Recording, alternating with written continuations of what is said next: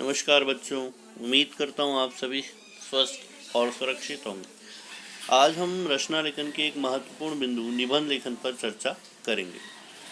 जैसा कि हम जानते हैं कि इसे अंग्रेजी भाषा में ऐसे राइटिंग कहते हैं, लेकिन इससे पहले हम इस पर चर्चा करने से पहले कुछ बातों पर विशेष ध्यान देंगे कि निबंध क्या होता है और एक अच्छे निबंध की क्या विशेषता होती है, उसकी क्या रूपरेखा होती है और एक अच्छे निबंध का क्या उदाहरण हो सकता है।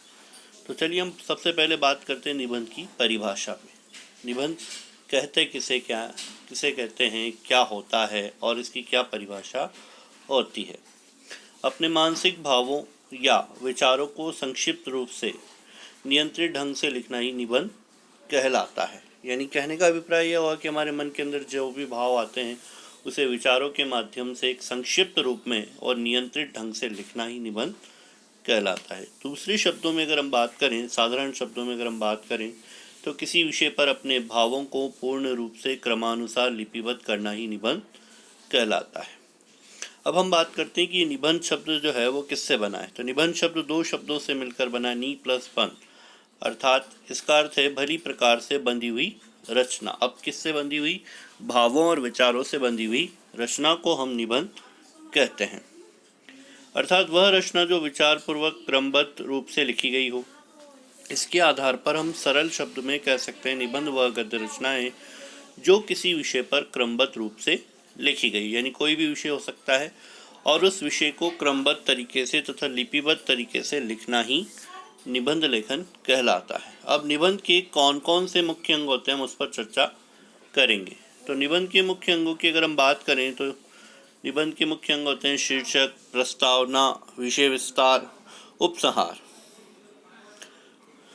तो सबसे पहले हम बात करते हैं शीर्षक पर। शीर्षक से अभिप्राय होता है उसका टॉपिक। शीर्षक आकर्षक होना चाहिए ताकि लोगों में निबंध पढ़ने की उत्सुकता पैदा हो जाए। परंतु यदि आप परीक्षा में बैठे हैं तो आपको शीर्षक पहले से ही दिया गया होता है।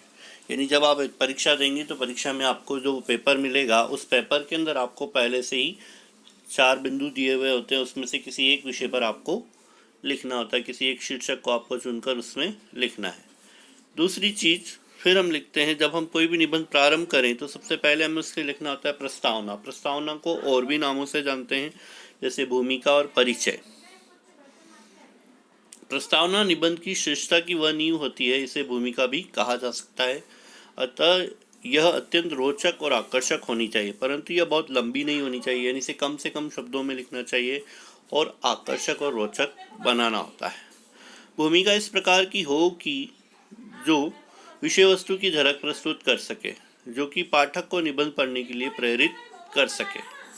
निबंध की शुरुआत किसी सूक्ति, श्लोक या किसी उदाहरण से करनी चाहिए। जब भी हम निबंध को प्रारंभ करते हैं यानी इसकी भूमिका लिखते हैं, उसका परिचय या प्रस्तावना की जब हम बात करते हैं तो किसी श्लोक या शुक्ति की से शुरुआत की जानी चाहिए और अच्छी प्रभावोत्पादक पंक्तियों का प्रयोग किया जाए। ऐसी पंक्तियों का प्रयोग करें जिससे सामने वाले पर पढ़ने पर प्रभाव पड़े, जिससे विद्यार्थी को अच्छे अंक प्राप्त करने में मदद मिलेगी। आकर्षक प्रारंभ पाठक या परीक्षक के मन में निबंध को आगे पढ़ने के लिए उत्सुकता को जगाता है। निबंध में विषय का संक्षिप्त परिचय और वर्तमान स्वरूप भी विद्यार्थी को भूमिका खंड में देना चाहिए। यानी हम किन किन बातों पर आगे बात करने वाले हैं उसके बारे में भी हम उसमें जानकारी देनी चाहिए और जिस विषय पर हम लिख रहे हैं उसके बारे में हमें साधारण जानकारी को लिखना होता है। भूमिका लिखते समय यह बात ध्यान रखनी बहुत आवश्यक है कि भूमिका का विषय सीधा जुड़ाव होना चाहिए, यानी उस विषय से सीधा जुड़ा हुआ होना चाहिए और उस विषय की सामान्य जानकारी को उसमें हम लिखते हैं। अगली हम लिखते हैं विषय विस्तार, यानी जिसे हम कहें कंटेंट की तरह विषय वस्तु भी कह सकते हैं। इसमें 3 से 4 अनुच्छेदों में विषय के विभिन्न पहलुओं पर अपने विचार प्रकट किए जाते हैं। प्रत्येक अनुच्छेद में एक पहलू पर विचार लिखा जाता है। यह निबंध का सर्वप्रमुख अंश है। इनका संतुलित होना अत्यंत आवश्यक है। यही निबंधकार अपना दृष्टिकोण प्रकट करता है। जब कोई निबंध लिखना हो तो रफ में लिख लेना चाहिए कि पहले क्या बताना है, फिर पॉइंट बना लें, उसके बाद उन्हें पैराग्राफ में लिखें। यानी पहले हमें उस विषय वस्तु को लिखने से पहले उसकी एक साधारण सी भूमिका बना लेनी चाहिए कि अगर हम पर्यावरण प्रदूषण पर लिख रहे हैं तो उससे होने वाले किससे वो प्रभावित होता है, क्या क्या कारण होते हैं और किस प्रकार से सुझाया जा सकता है, क्या क्या उसके उपाय बताए जा सकते हैं। तो हम एक साधारण तरीके से उसको, एक नॉर्मल तरीके से उसको पहले लिख लें कि हम इसी चीज़ों पर बात करेंगे। और अंतिम लिखते हैं हम उपसंहार। यह निबंध के अंत में लिखा जाता है। इस अंग में निबंध में लिखी गई बातों का सार के रूप में एक अनुच्छेद लिखा जाता है। इसमें संदेश भी लिखा जाता है। उपदेश दूसरे के विचारों को उद्धृत कर या कविता की पंक्ति के माध्यम से निबंध समाप्त किया जाता है। उपसंहार की बात करें तो हम इसको निष्कर्ष के नाम से भी जानते हैं, अर्थात जो हमने पूरा लिखा है उसको एक शॉर्ट पैराग्राफ की तरह सारी बातों को उसके अंदर हम लिखते हैं।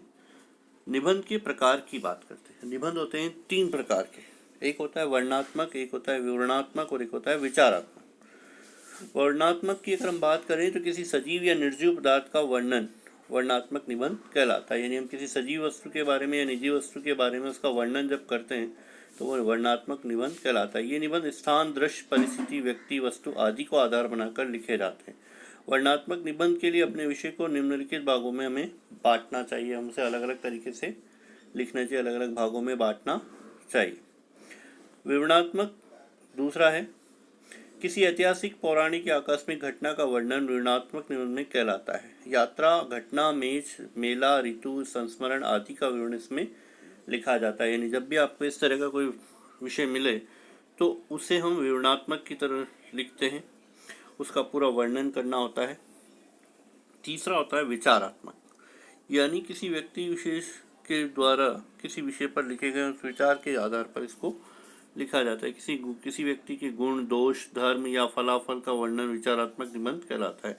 इस निबंध में किसी देखी या सुनी हुई बात का वर्णन नहीं होता है, इसमें केवल कल्पना और चिंतन शक्ति से काम लिया जाता है। विचारात्मक निबंध उक्त दोनों प्रकार से अधिक साध्य होता है, अतएव इसके लिए विशेष रूप से अभ्यास की आवश्यकता होती है। और हम अंतिम रूप से बात करते हैं कि जब हम निबंध लिखेंगे तो हमें किन किन मुख्य बातों पर ध्यान देना होता है। तो पहली चीज़, निबंध लिखने से पूर्व संबंधित विषय का पर्याप्त ज्ञान होना चाहिए। जिस विषय पर आप लिख रहे हैं आप उसको उसकी पूरी जानकारी होनी चाहिए कि ये विषय क्या है और उसके बारे में हमें क्या क्या लिखना है, क्या क्या हमें उसके बिंदु बनाने हैं, उसके आधार पर हमें उसको आगे बढ़ाते हैं। दूसरी चीज़, क्रमबद्ध रूप से विचारों को लिखा जाए, यानी सिस्टमेटिक तरीके से आप उसको लिखें।